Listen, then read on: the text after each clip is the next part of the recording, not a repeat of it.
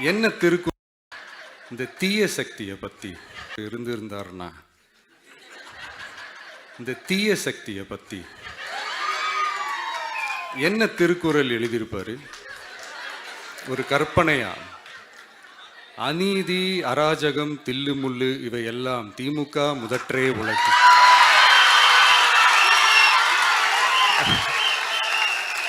ஒரு கற்பனையா?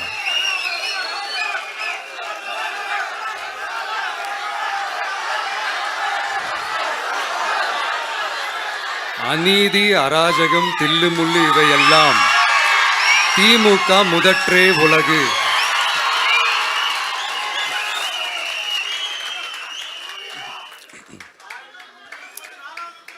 அடுத்து இந்த என்னப்பா